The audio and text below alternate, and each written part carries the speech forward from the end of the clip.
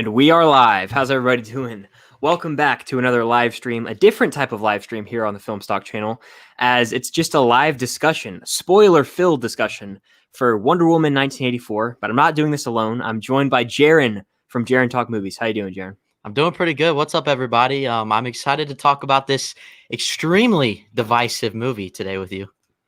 Yeah, if you go on Twitter, people either think this is the greatest thing ever or love it. They really do like it, or just think that it's awful. There's not really any in between, even though I'm kind of towards the middle, but a little more towards the bad side. But we're just going to get into a spoiler-filled discussion. So if you guys haven't seen the movie, I recommend watching that and then come back and catch us on the replay, just because I want you to have a fresh experience with Wonder Woman 84. And then when you come back, definitely comment on the replay what you thought of the movie, or check out both of our regular non-spoiler reviews on our YouTube channels. All of Jaren's stuff is linked down below. But before we get into it, just what are your overall thoughts on Wonder Woman 84? I love the movie like so much. I give it a 9 out of 10. Going in, I had absolutely no expectations at all. I didn't think it was going to be bad, but I also didn't expect it to live up to the hype of the first one, which I don't think it did. I love the movie, but I don't think it's better than the first one. But I do feel like I had a lot more fun with this one than a lot of superhero movies that have come out, and especially from DC in the past few years. I love the 80s aesthetic, and just the whole cast in general, I think, worked. There's some things that don't really make sense, especially towards like the third act, that I had an issue with. But overall, I had a blast with it. I've watched it 5 times already. Yeah, 5. That is crazy to me, but I'm glad that you really loved it. I've seen you on Twitter. Like, have people been giving you hate for your take on the movie?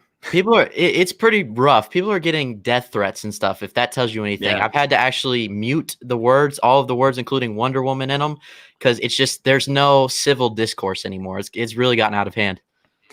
It has. I mean, I've just seen people tearing this movie apart. And for me, I didn't like the movie. I thought it was very meh, but I still thought there was some entertainment to be had with it, even though I have a lot of issues and thought that it was way too long and drawn out. And we'll talk about all that in a second. But yeah, we definitely have different opinions, but we're going to have a respectful discussion. And actually in the chat, I see Bernardo, the movie geek's in here. What's going on? Glad to see you in here. What's up, bro? I like the movie. There, I said it. LOL. Well, I'm glad you did like it. The movie geek says, I'm with you, Jaren. The more I think about the film, the more I actually love the film.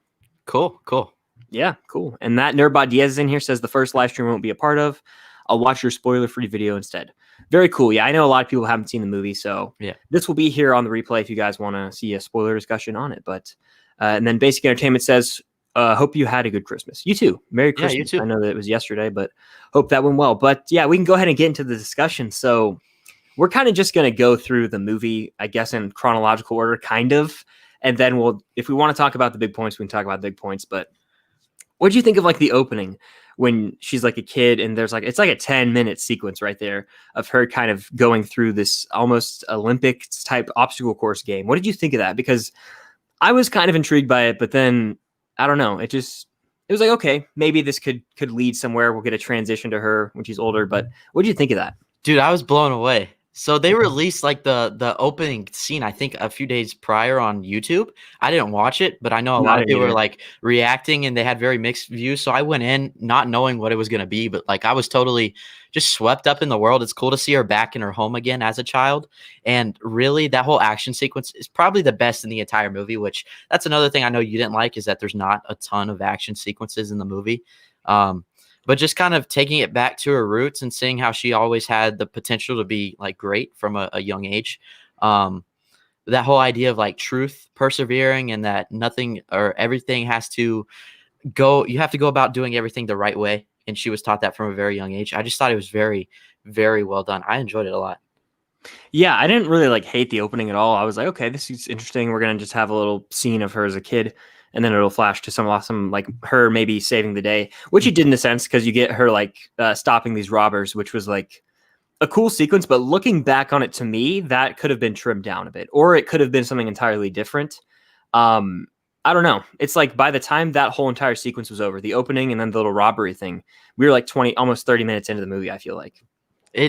I don't know the actual timestamp, but it felt like, all right, now let's get into the actual plot of the movie, and then Kristen Wiig's character gets introduced, and I was like, all right, cool. And then it just kept like introducing people, and then Steve Trevor came back, which was cool. And then we were almost at the hour mark, and there was no like action sequence. And to me, it's like, I understand that not every scene is going to be action, and I don't even think that going into a superhero movie. But I don't know, something about that first Wonder Woman had some really dope action scenes, even early on, to kind of hook you in and say, all right, we're going to get this later in the movie, but right now we're going to flesh out the characters. And this was just like, we're going to introduce this plot, this character, and it just kept dragging on to me. But so you did feel like the first section really dragged? Yeah, until about the hour 15 mark. Okay, because I felt like I didn't even realize what time it was in the film that we were getting all this stuff, because it just like swept me away. So I was really like absorbing it all, and I thought it moved at a pretty brisk pace. But I guess they didn't really do a great job at kind of like filling you in on all the details. They kind of did just expect you to run with it all, which I can see where people would have an issue with that. I enjoyed it. I guess I don't have as much of an issue with it being like not as action packed as the first one, because the first one had to do that in order to hook people on with the character, because they had seen her previously in Batman v Superman, and they wanted to see more from her. They had to understand her origin story. But this one, it kind of just showed me the idea of like, yeah, there's not always going to be a lot of stuff going on. It's the 80s now. Maybe there was a period to where there wasn't a lot, so she just had to protect her city, and it showed her just living her life by herself without Steve Trevor. We got more of a human side of the character. It was more about focusing on Diana more so than it was her as Wonder Woman, which I liked. Yeah, that's totally fair point.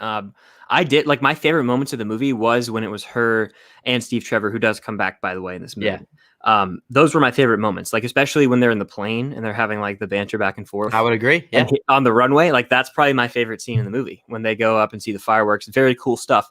But then when I guess it comes down to like the premise of the movie, I kind of was dancing around it in my regular review. The whole entire like the Wish premise is what I'm going to call it. The Wish plotline with the Dreamstone, I want to say. It just took me out of it from the moment that Pedro Pascal's character, Max Lord, wished to become like the Dreamstone. That's what it's called, right? The Dreamstone? I think it's something like that. That's what I'll go with, because I don't know if there's like a more technical name for it. Yeah, I'm not really familiar with like DC lore as much as like Marvel say, but that happens, and then the movie borderline went off the rails for me. Like the scene, it was like a montage where he kept seeing a bunch of different people and kept granting all their wishes. It almost felt like something from like X-Men Apocalypse. Do you know what I mean? Like when I say that, it's like how it started to be like the world's kind of ending thing, and it was just very bland, as if I've seen this before. And I guess I just wanted like a more inspired villain. I know you definitely differ. You love Max Lord, right? Or do you just really like him as a villain? I absolutely loved it. Yeah, I think I like the idea of him having to constantly meet people. I think there's this one line that he says in the movie where he's like, "Is there a way? I wish there was a way I could touch a bunch of people at the same time," or something like that. Because like the whole thing is he can grant people these wishes, and that gives him. But what gives him power is to also take something from that. And that's one thing I liked, is that you can have all this stuff, but it doesn't come without consequences. And so that one thing I really loved about his character is that over the progression of the film, you see him like really start to get like pretty beaten down, and like there's blood coming out of his ears, and you can see his veins popping out and stuff like that. Yeah. Like he really sold me on the performance. But the whole idea that I guess if he didn't keep granting these wishes and giving people everything they wanted, he was going to eventually like fade away. Yeah, I'll say that was a cool aspect of it. As much as I like kind of thought it was a little too far fetched for me and hard to even believe. And yeah, I know it's a comic book movie, so they're all pretty unbelievable. Right. But the way that you saw his deterioration, because he kind of had this unlimited power to a sense, right? Because he could grant all these wishes. He was almost like a godlike figure to a point, you know? Yeah. But there's a price to pay for everything. And I thought that was interesting. Yeah. Granted, the whole thing with his son, to me, was a little too sappy, personally. Like, I know that probably pulled on a lot of people's heartstrings, but I can see that, but I also feel like I can definitely see where it's sappy, but I also feel like it was just, again, kind of playing into that 80s aesthetic. It was meant to be a little extra cheesy and like overboard in some areas, because you look at an 80s comic book movie, that's kind of what it's going to be like. So I felt like they kind of stayed true to that.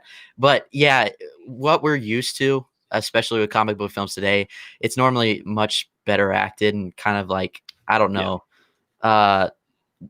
what's the word I'm looking for? Developed a little bit more. So I can see where it's sappy. I didn't mind it just because it's Wonder Woman 1984. Yeah. But yeah, I can see that. I guess to me, it's hard to look at this movie compared to the first one, because the first one it's not as cheesy in my opinion. I don't know if you would it's like, not. yeah, it's more of like a straightforward. I think of like Captain America, the first Avenger, even, you know what I mean? Like how that movie's like in the war. So it's like, that's what it felt like. But yeah, I don't know. It just, the cheesiness was very prevalent to me. I don't know. But I do know that the end people are talking about, and I want to get your take on this. All right. And then we'll talk about Cheetah a little. It's when she like has the lasso of truth tied around him and essentially gets everyone in the world to take back their wish. That's what happens at the end, right? You've seen it like 5 times. I've only seen it one time. Yeah.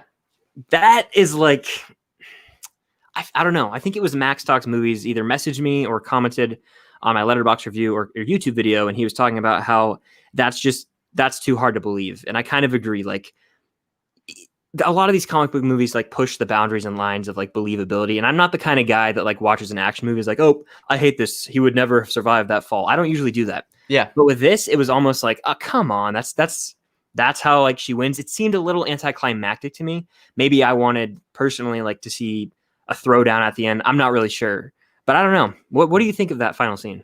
I mean, I think the whole idea of the film was truth wins. So I think it was fitting just to the overall narrative, but I can definitely see it. Like, I just had an issue understanding how she got that tied around him, because I felt like she spent a couple times prior, like trying to get that out there, and it just kind of like kept coming back to her. She couldn't break the barrier. I'm not sure if I remember exactly how she even got it wrapped around, or if they actually showed that to us. Or if we were, because there's a couple times in this movie where you're supposed to just believe things to happen, and there's not really an explanation. I think that was one of the occurrences. I do like how it played out, but the details leading up to it the lines were kind of blurred. Like the details were there wasn't any. I don't know, like I said, exactly how she was able to wrap it around him. So it worked for me and it didn't. All my issues do lie within the third act. That's why I wouldn't give it a perfect score, because I don't think it's a perfect movie, because I don't think they landed the plane as much as they possibly could have. No, yeah, I agree with you. Like the third act, it got really messy in my opinion. It almost felt like, to me, and then we're going to come back to that point, it almost felt like Cheetah was kind of forced into the narrative, because you think she's going to be like the main villain early on, right? And then when you see her reactions with Diana, and then she makes the wish to be like Diana. Mm-hmm. And then it's almost like she's off screen for a while. And then she comes back and she kind of, has the scene where she's defending Max or whatever. And then she basically turns into Cheetah. Which, by the way, what did you think of her look? Like, aesthetic. I loved her as a character. I don't think she needed to be a villain, and I don't think the CGI at the end, like when they're battling and she looks like full-fledged cheetah form, I don't think it necessarily is terrible, but it's not the greatest either. And I think you could have cut that scene out completely and made the movie better. I like her because it's like the contrast of the idea of even Wonder Woman, a hero who's all about doing right. She was able to still wish for something like having her love back. But then you've got the differing side of things, to where somebody's going to wish for something that's going to be taken out of hand. They're going to have it was like showing the negative side effects of it. So they were like great contrast to each other, but all of a sudden her kind of like wishing on the plane that she wanted to be an apex predator, and she turns into that wasn't needed. It wasn't needed. I think she was great in the story, because she was the one that really set up him getting the stone and all this stuff. And then you see that she has good intentions at first. It just kind of turns sour, but I could have left out the entire plot of her turning into the cheetah, and it would have been so much better in my opinion. I agree, because even in first of all, I think Trevor is in here, by the way. He said, Jess and Trev here driving through a snowstorm. Be safe. I know you're going to Nevada, right? To pick up an animal, I want to say. So very cool. But Trevor, I think, was saying, I could be wrong, but I think it was him. He said that like Wonder Woman kind of just like destroys Cheetah at the end. The fight was a little lame, and I kind of agree.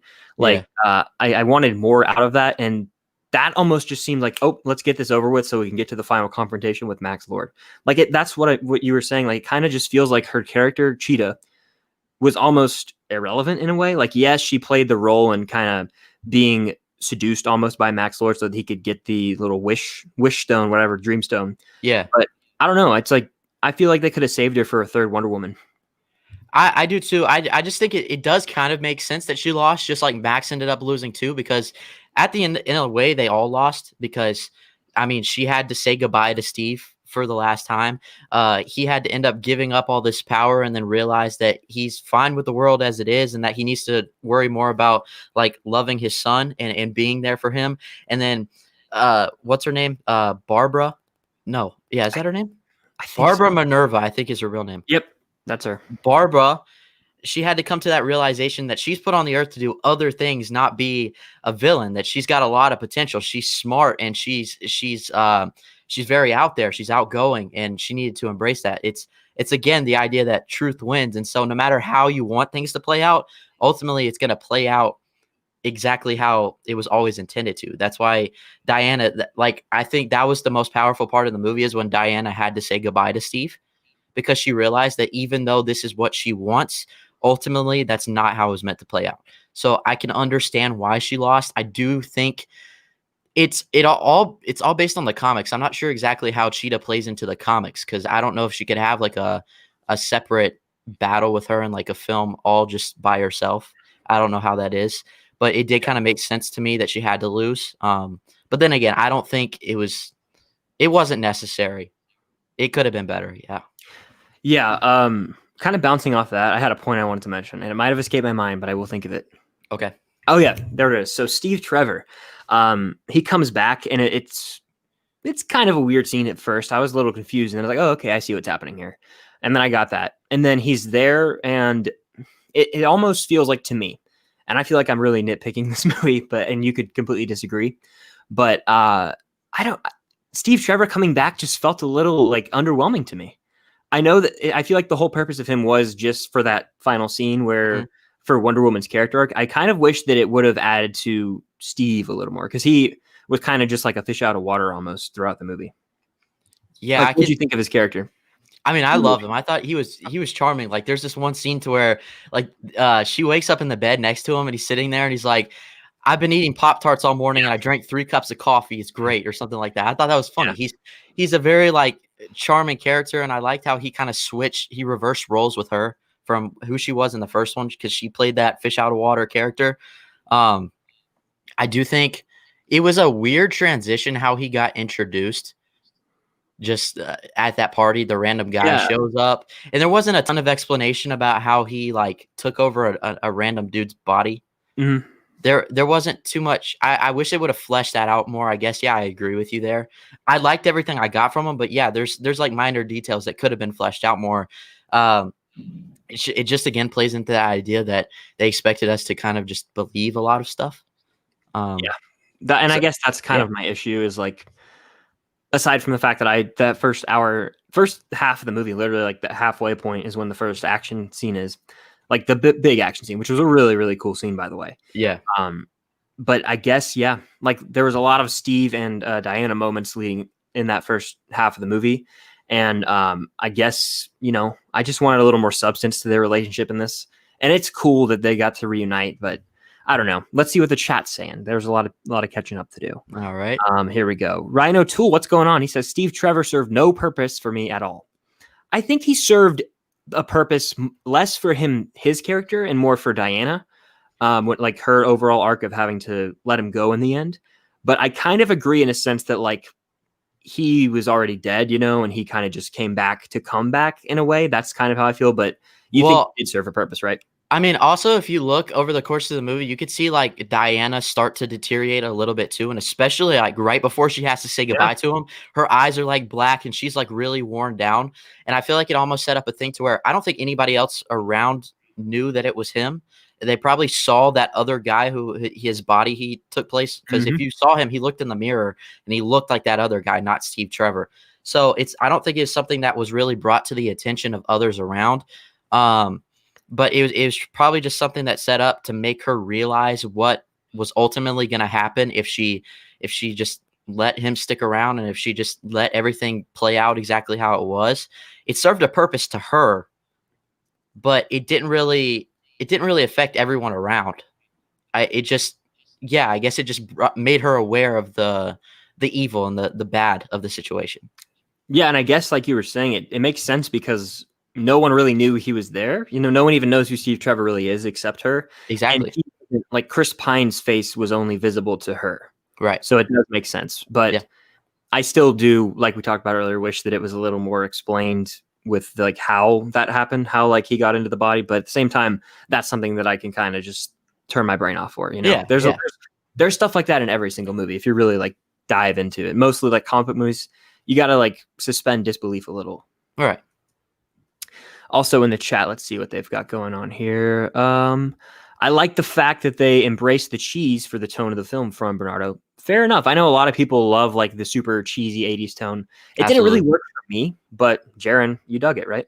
Yeah, I dug it because I said in my review it reminded me of like Christopher Reeve's Superman. That's like the closest thing since then. Just and the whole idea of like him, you see him like saving people around the city. Like even in the opening scene, you see her like save that jogger and then taking down all the people in the mall, just doing like little odd jobs before like in the 80s Superman, Lex Luthor comes in the picture who's trying to take over the world. It was kind of that same thing. It's just a more, it's set in the modern world, but it takes place in a past time. So I could overlook it. I enjoyed it.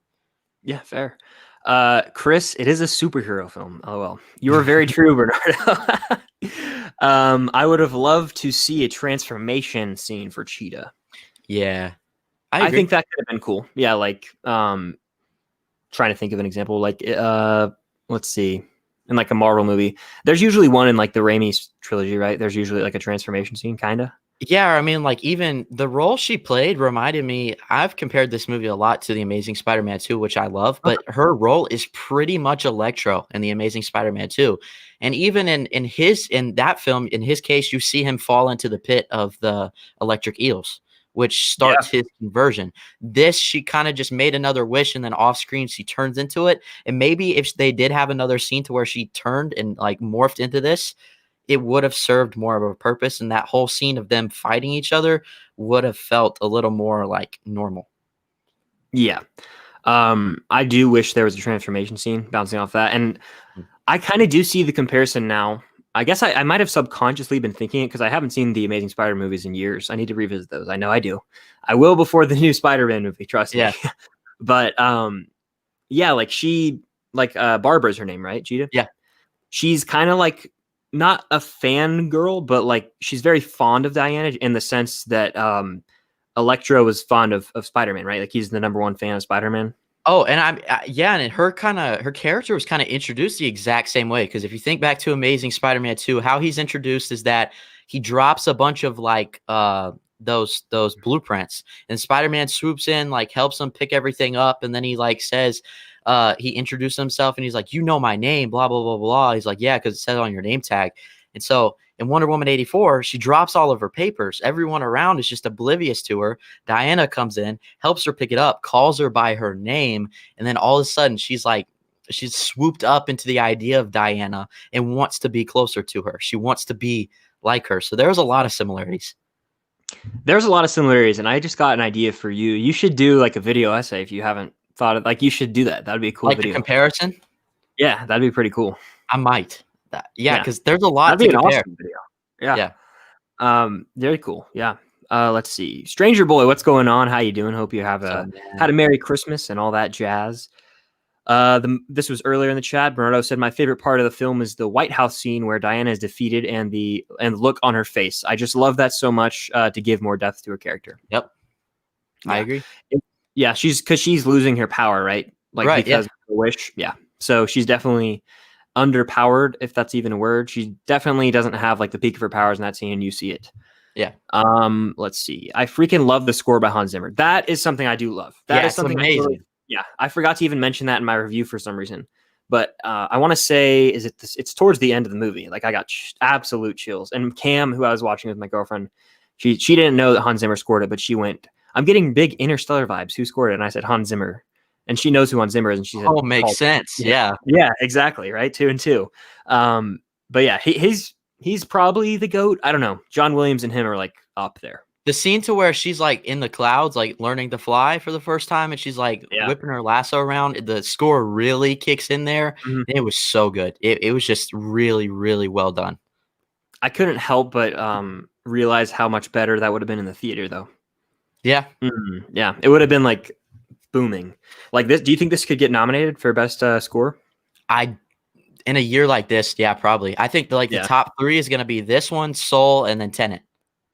Tenet would win for me right now, by the way. For sure, me too. Yeah. Yeah. Soul, by the way, has a really good score too. The score itself is good and the music is good. But let me ask you, how do you think your thoughts would have differed if you witnessed this in the theater for the first time? Do you think you would have had a more positive outlook? Yes, I do. And the reason being is I do I'm the kind of guy now who's fine with watching them on streaming and stuff, but I was sitting in like a living room when other people were there, and like I could have easily. Well, I did. I like checked Instagram during the movie. I know I would never do that in a theater, but like it got really slow like in the first hour, and I'd like check my Instagram for like a minute and like look up while I was watching, and that wouldn't happen in the theater. You know what I mean? Like, and when you're in the theater, it's like you're fully locked in. But if the movie starts to drag at home, you're like, huh.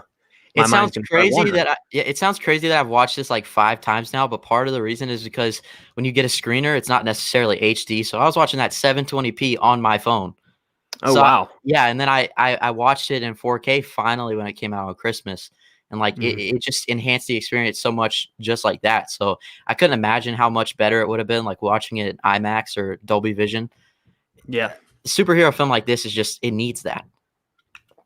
I agree. Like this is the type of movie that if theaters kind of bomb and fail, like they still have to keep some in movie theaters. This is one you got to keep in there. Exactly. And like for that reason, we'll talk about Warner Bros. Real quick. It is a Warner Bros. Movie. They said they want their whole theatrical slate on HBO Max.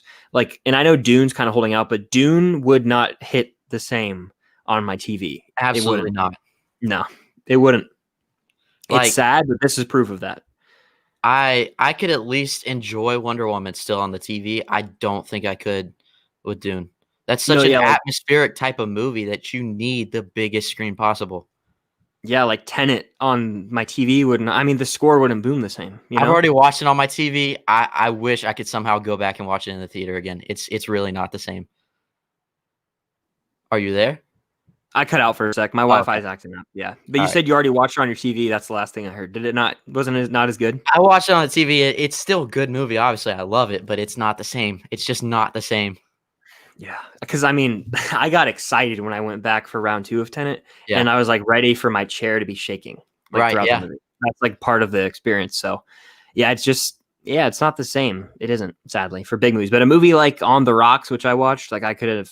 First of all, probably never watched that and been fine. But watching on my TV, I would have been totally fine with it. Yeah.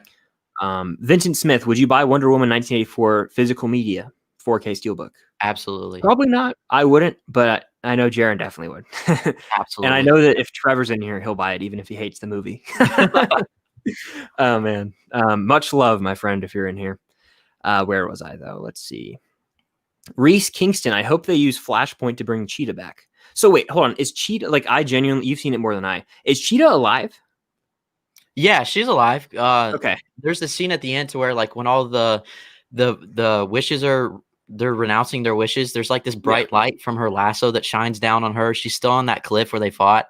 And you can see like her go back to normal form and she just sits there. So she's definitely still alive, but nothing really happened with her character after. That is correct. And that, again, is kind of a bummer. And, we didn't really see what happened with her. And then bouncing off that, like, the final thing we see of Max Lord is him with his kid, right? Like, yeah. Yep. No, like, law enforcement comes in or anything? No, because he's I'm a crappy guy. He's like, I messed up, but I'm going to live the rest of my life to prove to you that I love you, all this crap. And that's really all we saw. Yeah. So, I don't know. I guess, like, I like a really good villain in comic book movies, like real good. And I just didn't think the villains were top tier at all in this one. I will say I like the first Wonder Woman better, but I like the villains more in this one. My only complaint with the first Wonder Woman is that it was so good, felt super grounded and just original. But then they felt like they had to resort to bringing in this godlike figure at the end, and like overuse of CGI and all that crap. I didn't like that guy. I didn't like it at all. I agree with you. Like the first 2 acts of the first Wonder Woman are like dang good. Yeah. And then it kind of does get a little like similar to this one when it comes to the CGI in the final act. It kind of did that again, or it did that in the first one, excuse me. And that's a flaw of the movie for sure. Yeah. Let's see. In the comics, Barbara was cursed and turned into Cheetah. Okay. And in this one, she just kind of wished for it, right? That's exactly what happened. Yeah. Let's see. And she is stuck in form for a long time. She was an archaeologist like Indiana Jones. Oh, cool. Yeah, I heard her. Someone mentioned archaeology in this movie. Was it Diana, maybe? Well, Diana like introduced herself and she said, "I'm a blah blah blah blah blah blah," and then Barbara was like, "I'm a blah blah blah blah blah blah blah blah blah blah." She had like 4 different titles. Yeah, and like, I heard don't know what biology. any of that That's means. all I heard. No, right? Yeah, I had no clue.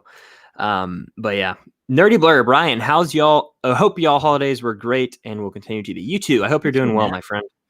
Have a good break. Legally Blind Critic. I was very disappointed in this film. I was too. Talking about it now, it's like, it's not the worst thing ever. I gave it 6 out of 10, which is about a 3 out of 5, but on my Letterboxd it was 2.5. So it'd probably be like a 5.5, which to me is like not even a terrible movie. It's basically like the middle, right? If you look at it, it's the middle. It wouldn't make my top 10 of the year, but I've only seen 18 movies this year. How many movies have you seen this year? Can I guess? Yeah, guess. I'll look it up on my Letterboxd. All right. My guess is 50 even. You're okay. So you've seen a ton of movies. So we're talking new release, right? 2020 releases. Yeah. Okay. I've seen 63. Wow. I mean, I was close-ish. That's impressive, though. I've never seen the most new movies I've seen in 1 year is 24 or 25. And I'm not a big new release guy. How many has he seen? He's seen like 138. Oh my gosh. I didn't even know there was 138 movies that came out this year. No, yeah, I didn't either. That's wild. Crazy. That is insane. That means he's watching he watches a new movie or 2 a week, right? Basically. Probably, yeah, or more. Yeah. Grind doesn't stop, as they say. But yeah, I hear you, Legally Blind Critic. Stranger Boy, I had a great Christmas. Hope you guys did too. I got a laptop. Very cool. That's awesome. That's awesome. Bernardo said I saw it in theaters. The score was heaven onto my ears. Yeah, I can only imagine. That's so cool. Yeah, I can only imagine. That's probably awesome. Josh from Cinecreep, what's up, dude? How you doing? Glad to see you in here, man. He says I definitely need to see Dune on the big screen. Yeah, Dune on the big screen is a must. And worst comes to worst, they'll release it in theaters and HBO on the same day, right? That's what they announced they're doing. Okay, I'm seeing that in theaters then. Opening Me too. day. Absolutely. Will that be a year from now? Like December? October of this year. I think, right? October? Okay. Yeah. October upcoming. So, okay, cool. I mean, that's not too far. Not really. The fact that we've seen a trailer is annoying because I was so ready for it. I know. But, it is what it is, right? Noah Mead says Tenet wasn't as good when I saw it in theaters. Interesting. I loved it in theaters. I think it enhanced it. Same. Rhino Tool says Tenet might be one of the best looking 4Ks next to Blade Runner 2049. Watching the movie with subtitles helps me more. I haven't watched it on 4K yet, but it's funny that we mentioned that. I had the regular slipcover. My brother bought the Steelbook, and he brought it for Christmas, and we traded. So I have the Steelbook now. Do you like the Steelbook? I did not like it in the packaging, but unwrapped, I looked at it, and the feel of it and everything, I opened it up. I was like, let's just trade. I held them both in my hands, and I was like, man, I really want the Steelbook, but I am not impressed. So I just went with the slipcover. Yeah, well, now I love the Steelbook now, but I felt that same exact way. Yeah. I wish there was a way to what they should do is have a sample Steelbook out of the package, and that way you can look at it and feel it before you buy it. That's a great idea. That's the best idea I've heard, and I can't. I'm going to pitch that to Best Buy now. Yep. And they have Germex before you touch it, so you're good to go. Right. COVID safe. Yeah. Speaking of the Blade Runner movies, I haven't seen either. I've seen the new one. I haven't seen the old one. It was good. And I was supposed to watch them, but on a 100 movies list. But I have 6 movies in only a few days. I'm gonna finish it, but I'm kind of cheating at this point and just substituting stuff. I would definitely substitute it because that's a hard movie to get through. It's pretty long. Exactly. Yeah. So we'll see what happens. Let's see. Rhino Tool's seen 78 new movies. Impressive, man. I've seen 18. You're killing it. I just don't know. Next year, maybe my goal will be to watch new releases. But for example.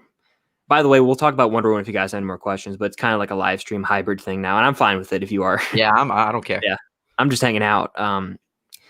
You can check out both of our channels. We have reviews on there as well. So, but 78 movies for the year. So next year, let's see. I would watch movies like Sound of Metal. I totally just didn't watch that. I need to plan out movies like that to watch. I watched the big blockbusters, the Disney, the Marvel, Star Wars, and then big name directors, Nolan, Fincher, and then I watch Tubi Halloween for some reason. But I'll watch random movies like that and Devil All the Time. Yeah. and that's what I end up watching. But usually, if it's just theaters, I'll see the big stuff. So yeah, I got to get into watching the smaller things. Mm-hmm. I mean, that's probably how you got access to all this stuff. You started reviewing everything, right? I started reviewing everything, and I just sent it out, and like I also feel kind of bad now because I'm getting sent all this stuff, so I'm like, I don't want to just like watch it and not review it. Like a lot of the stuff I'm not interested in, so when I post reviews, I kind of like am dreading the process because I'm like, this is not a movie I talk about, but at the same time, it's cool. Like it's a cool opportunity. No, yeah, it's awesome, man. But I hear you with that. That's why I don't really go out and watch certain things because I'm like, am I only watching this to review it? Yeah. If I had to pay for everything, I wouldn't review half the stuff I do.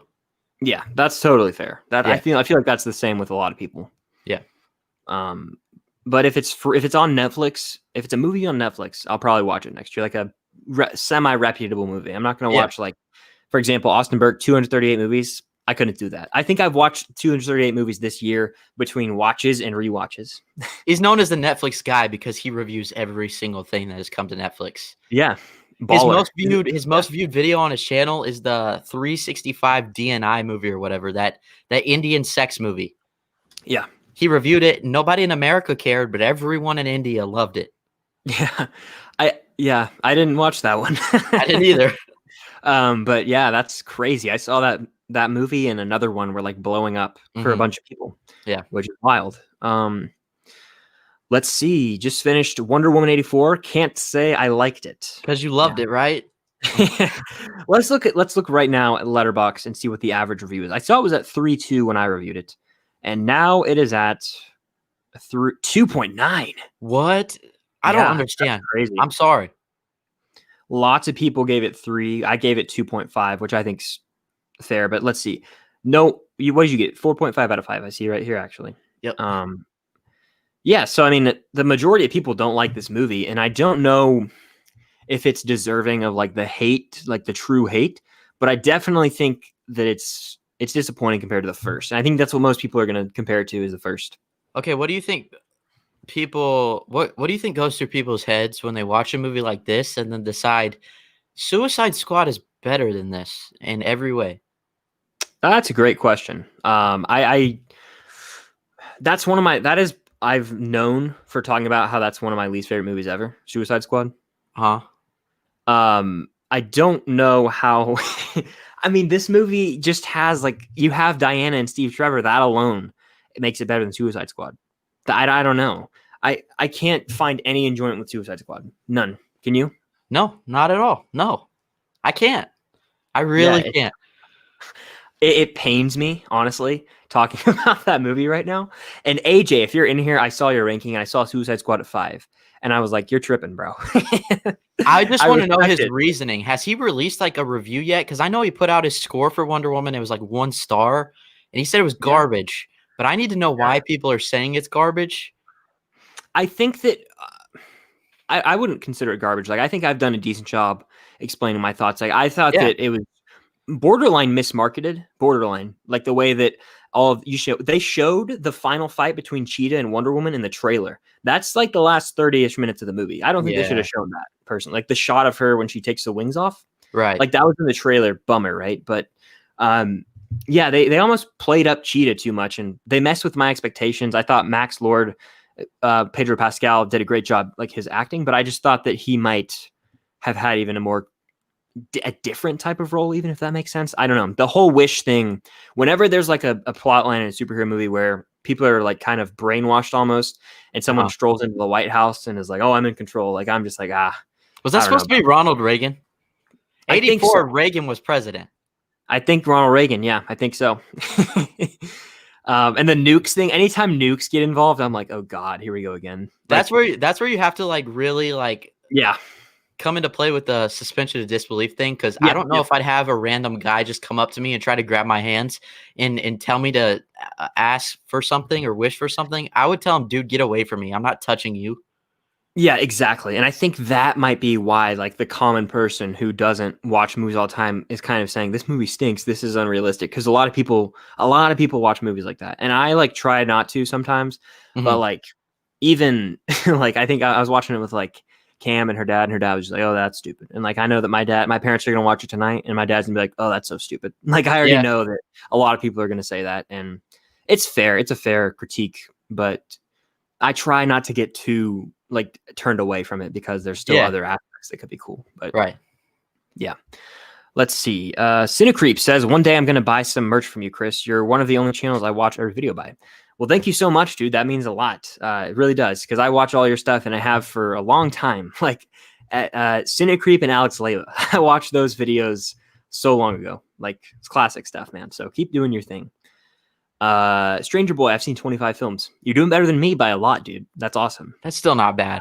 Yeah. 20, yeah, you're beating me. I'm not doing that well this year, honestly. It's been an off year.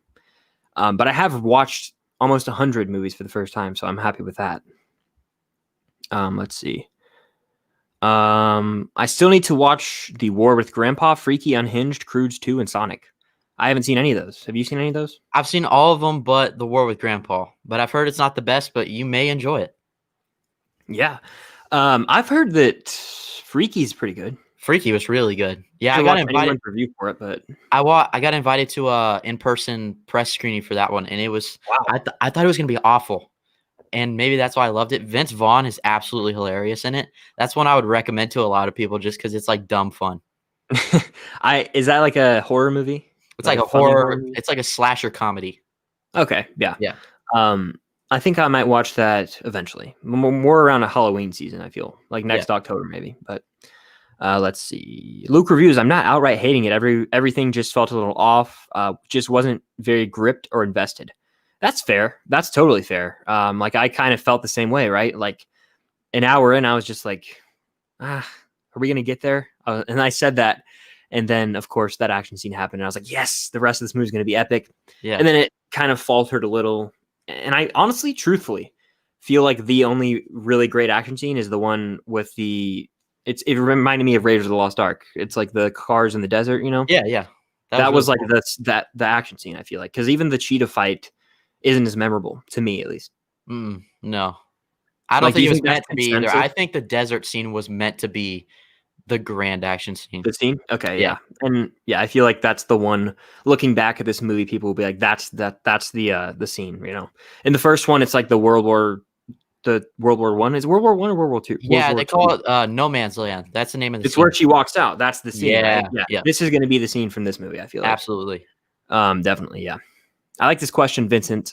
Captain Marvel, Birds of Prey, or Wonder Woman 84? Dude, you have to go with Captain Marvel. That's awful. Wait, I'm thinking real quick, because let's see.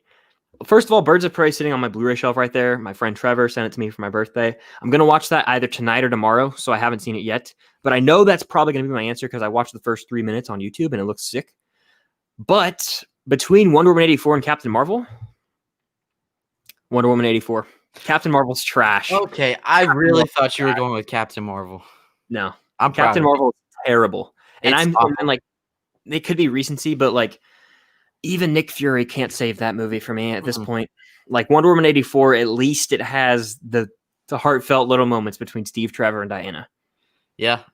Birds of Prey, I've seen all three. So Birds of Prey, I absolutely loved. It's like a Deadpool Tarantino superhero movie. Okay. But it doesn't have as much rewatchability to me already since Wonder Woman came out. So I'd have to go with Wonder Woman 84 over the other two. But I still really like Birds of Prey. But yeah, Captain Marvel is pretty trash. Yeah, it's not good at all, my friend. And I don't know. Captain Marvel 2 does not excite me at all. But I think I'm going to watch Birds of Prey tonight because, I don't know. I'm like on a DC kick for some reason. Like I feel like Shazam's going to be fun. I feel like I'll like Birds of Prey. But Aquaman, I'm kind of dreading. But I don't know. I'm really curious to see like how Wonder Woman will stand after you watch those movies. The new Wonder Woman? Or yeah, because I have a feeling like I feel like you're going to end up liking this one more than at least Aquaman, but it's really hard to tell. Yeah, I've heard Aquaman's like trash. Like some people I know have said you're not like people who know me and know what I like and don't like. Even I think you said before we went live, or like you're not going to like Aquaman, and I'm like probably not. Yeah, I don't think so. Yeah, probably won't like it at all. But Shazam, I think will be fun enough, and I have a really good feeling about Birds of Prey based on your description and what I've seen. Like, yeah, it's a lot. It's not even comparable to Suicide Squad, right? When it comes to like, no, okay. not at all. Who directed Birds of Prey? Huh? Do you know who directed Birds of Prey? I'm looking it up because Kathy Yan, I think. Okay. I think that's her name. I don't even. Yeah, I'm gonna look it up. The title just kind of made me mad. I wish Yeah, it is Kathy Yan. I haven't seen anything she's done, but I don't know. This looks good. I'm excited. Cinecreep says Blu-ray hunting with me, Alex Leyva, and you would be epic. That would be so cool. That would be epic. Yeah, to meet Alex Leyva and you would be awesome. So I'm down for that, and I don't mind driving. So that'd be pretty cool. Stranger Boy, the War with Grandpa seems like my kind of thing. Yeah, very cool. If you watch that, I'll look on Letterboxd and see what you think of it. For sure. Number one superhero fan says, I don't really like Wonder Woman 84. Sorry, I'm late, by the way. No worries. You can catch the replay if you want, but I feel like that's the consensus right now. We haven't talked about one important thing. The mid-credit scene. The mid-credit scene, yeah. Linda Carter, the original Wonder Woman, right? She returned. Yeah, but she's not playing Wonder Woman. It was the Amazon Asteria is her name. Okay, yeah, that's right. So I thought that was cool, but if I got my history right on Wonder Woman, I've been kind of trying to read more into her to connect more to the character. But I think Asteria is a member of the Justice Society, which is like a league of different superheroes. It's not like the Justice League, but it's other ones that we haven't really gotten movies of yet. But apparently they also have a connection with Black Adam. And obviously the Black Adam movie is coming soon. So maybe she's going to tie into that somehow. Or maybe she might even play into more like Wonder Woman sequels, which Patty Jenkins says she doesn't even know if they're going to make a third one or not. I hope they do. Her hands are kind of tied right now with the new Star Wars movie, probably. Yeah. And Gal Gadot says she won't make another one if Patty's not directing. Wow. That's interesting. But that had the potential to start up another like realm of the DC universe. She could potentially show up in other movies. I thought it was cool. Very cool detail there. So I was going to ask a question. Are there a lot of like crucial post-credit scenes in the movies I haven't seen? No. Are there post-credit scenes though? They're just kind of comical probably. The only one I remember is Shazam. Okay. That one was cool, but it's not critical at all. Like it's like a little slapstick sort of fun moment. Okay. Yeah. Because I feel like I need to, I don't know. I feel like I'm missing something with the DCEU right now. Like I feel like I'm not caught up. Well, I'm not. But once I watch them, I'll feel better. I don't know if that makes sense. Like I haven't seen Man of Steel in so long. I haven't seen the Ultimate Edition of BVS, only the theatrical. Dude, it's so much better. I love BVS as it is, but the Ultimate Edition is really good. Yeah, that's what everyone says, and maybe I'll give that a go because I did not like BVS, the theatrical cut at all. So a lot of people didn't. Yeah, it's understandable. Bernardo says I like Captain Marvel, maybe because I'm a comic book reader. That's totally fair. Superhero number one super fan loved Captain Marvel. That's awesome. I know that there are some people out there who love it, and to each their own. I just didn't. I didn't, unfortunately. Jennifer Vega says I just finished this a couple minutes ago. Such a great film. I'm glad you liked it. Yeah, I'm glad you liked it. Jaren would agree with you. I would really agree. She commented on my video, said that she was super excited about it, and I was kind of getting hesitant because other people are like, they were commenting at first saying, "Oh, I'm so excited," and then coming back yesterday and being like, "Oh, I hated this." But then I think she just sent me like an Instagram DM saying how much she enjoyed it. So I'm glad to hear. It's always cool when you can recommend something to people and they enjoy it. Yeah, that's the best feeling. Yeah. And it's so awkward when you like love something and you're like, dude, you're gonna like this. Yeah. And it's so awkward. It's almost more awkward when you're the person that gets recommended it and you have to be like, I didn't like it. And then I always feel weird. I don't know if that's just me. I'm trying to think of an example. What was it? Like I don't remember. But there was a movie at some point this year that I did not like. And I was like, maybe it was When Harry Met Sally. I didn't like that movie. But I know you love it. That's my favorite romantic comedy of all time. Yeah. Let's see. 2020 Mulan or Wonder Woman 84?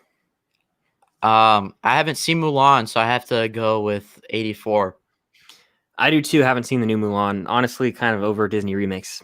Yeah, I don't want to watch it. No desire to watch it. Danielle says, I saw it. It wasn't bad. My mom is a huge Wonder Woman fan. Late, my bad. Oh, no worries. Thank you for joining. Let's see. My mom's a huge Wonder Woman fan. I saw it. It wasn't bad. Yeah. It was all right. It was meh. Meh is the word I use to describe it. Well, if you had one word to describe Wonder Woman 84, what would it be? Wonderful.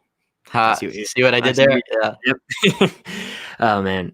Josh from After Credits, what's going on? Watching it tomorrow, so I will catch the replay of this after that. Well, thank you. Yeah, thank you. That means a lot.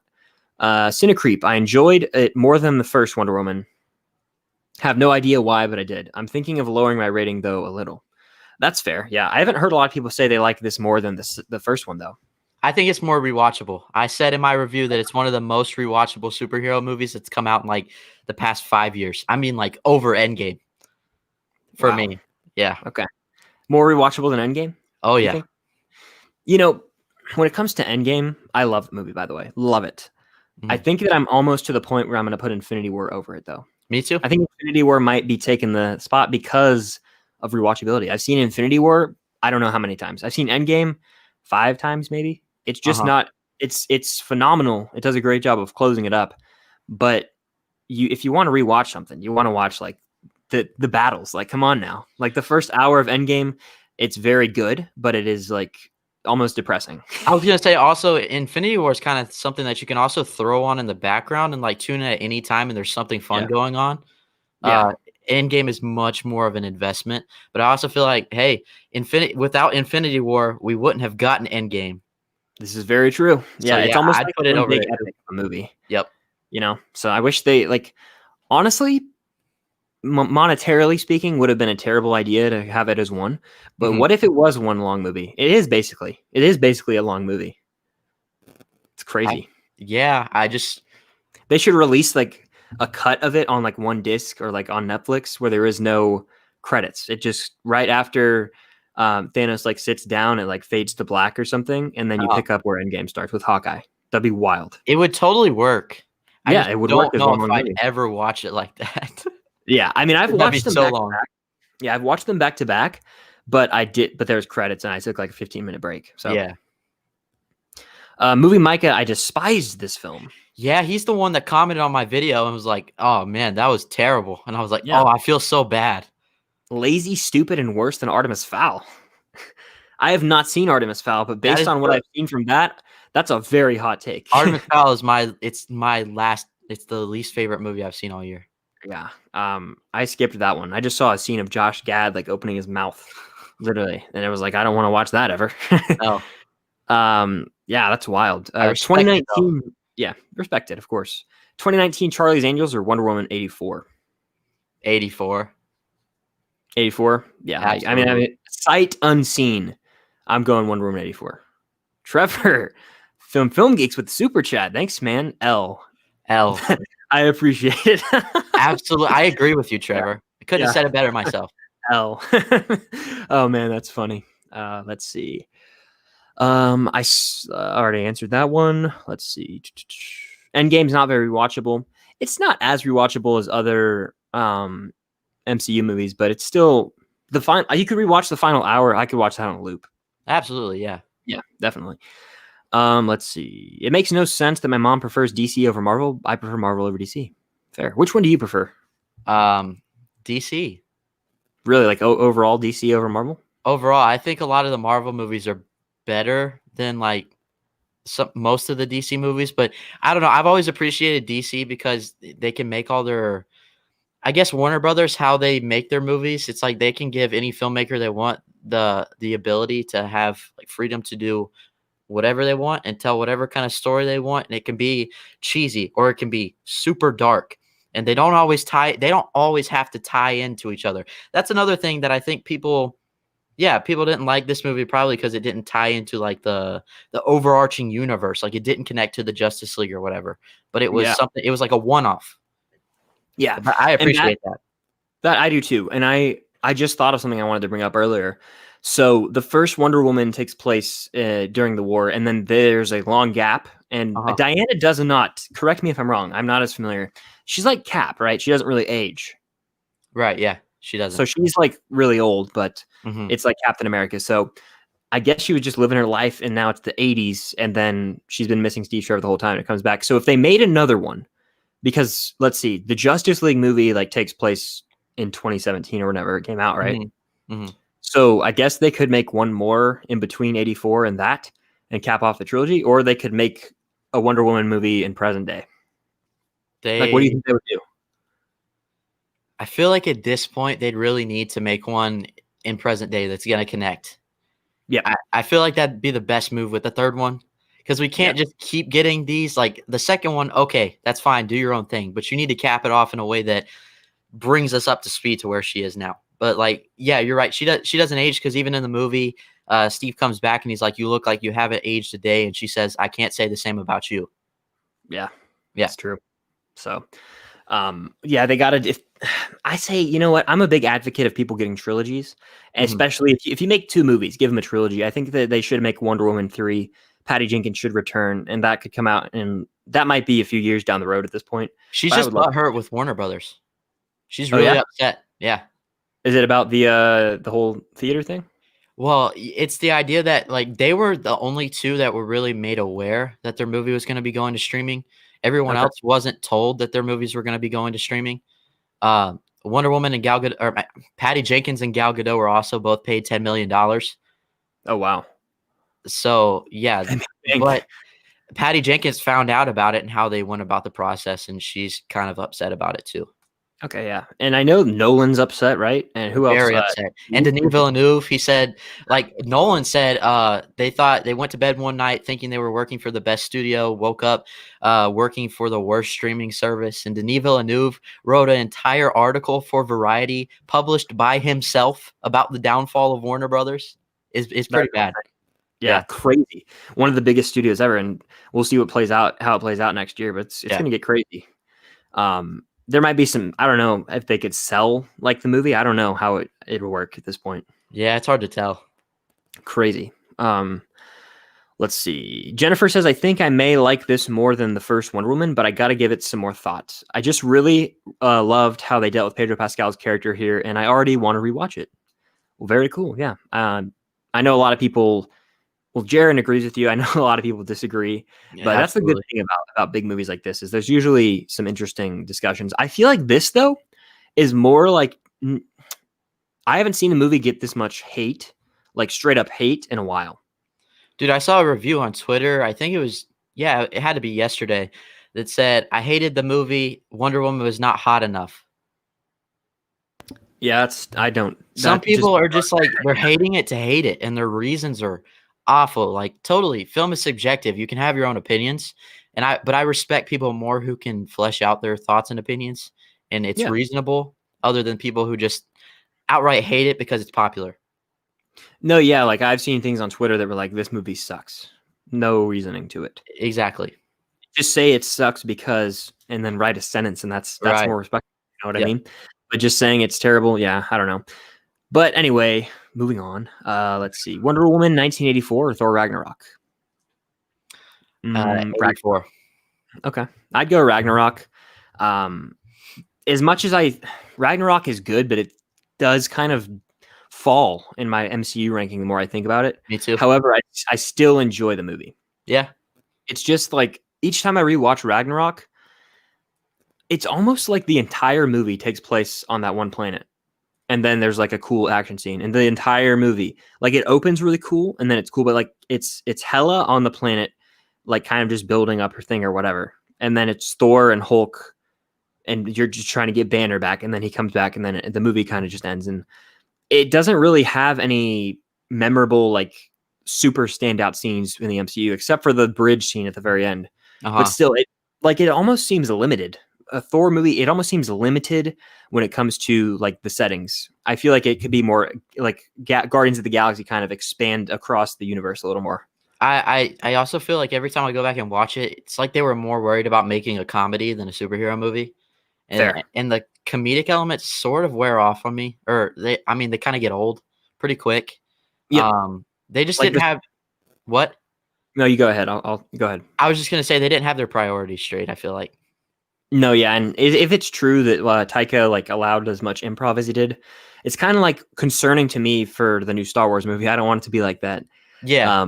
Like the improv works, but at the same time, like the scene where the Grand Master's there and the lady's like next to him with the melting stick, like it's like, this isn't that funny. And there's a lot of moments where it's like, the comedy doesn't really work with even Mark Ruffalo.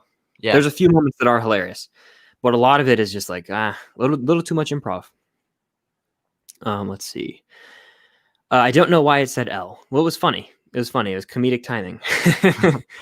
Let's see. The Movie Geek. I love both Marvel and DC equally. I hate the whole "what do you prefer" question. I love both. There. That's totally fair. I think people should be able to love both equally, and yeah, that's that. Yeah, I don't know. I guess they're just historic rivals, and people, including like me, when I asked the question, kind of pose them against each other. Yeah, but they can coexist, and you can enjoy them both. I prefer Marvel, but non-DCEU movies are like usually great, like the Dark Knight trilogy, of course. Joker, which is not DCEU. It's its own thing, right? Yeah, it's just DC. Speaking of that, when are we going to get another one of those? I would love to. They're apparently working on a sequel. I don't know where they're going to go with it, honestly. I thought that was a one-off, but apparently it's happening. It got a ton of Oscar noms. You're not going to replicate that. It's unlikely. Since when has Joaquin signed on to do a sequel? I thought that was like not his thing. Yeah, I didn't even know about that. Like if he actually signed on, that's crazy. That's all I've heard is that there is some like they're moving forward in production for it. I don't know. Yeah, that's insane. Yankee88 says, "Sorry, I'm late. Hi." No worries. I think we're about to wrap this thing up. We hit the hour mark, but I think we're caught up in the chat and everything. You have any final thoughts you want to talk about Wonder Woman? I would just say if you haven't seen it yet, well, hopefully you're not watching this if you haven't seen it yet. But just go into it with an open mind. Be respectful when you're talking about movies. Hear both sides of the spectrum and just respect people's thoughts, because at the end of the day, it's boring if we all think the same thing, but there's a right way to go about it. But about the movie, yeah, I loved it. I respect that you don't. I understand the issues that people have with it, and that's totally cool, but I had a fun time with it. Yeah. Thanks for joining. And I definitely agree with you. Like, you don't have to go on crapping on the movie, but if you do, just have like maybe some reasons. I don't know. That's just my opinion. Up. Yeah. But at the same time, like I don't like the movie. You like the movie. And I think we had a really solid discussion on it. It's actually hope for the future. Right. Hopefully we can inspire people out there who are just in Twitter wars right now. But yeah, thanks for joining, Jaren. I personally hope to enjoy this movie further down the road. Maybe I'll rewatch it. Maybe I'll enjoy it more after I do my DCEU or watch through, like you were saying. We'll see. Yeah, I'll update the people. But before we get out of here, you want to let the people know where they can find you and all that good stuff? Yeah. So you can find me here on YouTube at Jaren Talks Movies. I do the rankings, the reviews, all that sort of stuff. Instagram at Jaren Talks, as well as Twitter at Jaren Talks. I've got end of the year ranking coming soon. I'm trying to configure my list still. I'm going to do a DCEU ranking and Pixar ranking as well. I've just been kind of sick, so it's been a little slow in that process, but I'm getting back on board of things, and I'm ready to kick off 2021 strong. But yeah, thanks for having me on. Yeah, for sure. Definitely head over to Jaren's channel. Get him to 1,000 subscribers. He's almost there. Get him there by the end of the year. If you haven't subscribed, definitely go do that. As for the Film Stock channel, I've got a DCEU ranking, a Pixar ranking, and then a top 10 of the year, or we're going to try it. It's going to be something maybe just called my favorite movies of the year. And it'll be 5 movies for all we know, because it's been a wild year, but we'll see what happens with that. Subscribe to the channel if you haven't already, and definitely head over to Jaren's channel. And if you are watching this on the replay, definitely hit the like button, comment down below your spoiler-filled thoughts on Wonder Woman 84. And we're almost to the end of the year, folks. 2021, only a few days more. So stay tuned for that. I hope that you all have a great rest of your day. Until next time, see you guys later. Bye. Peace out.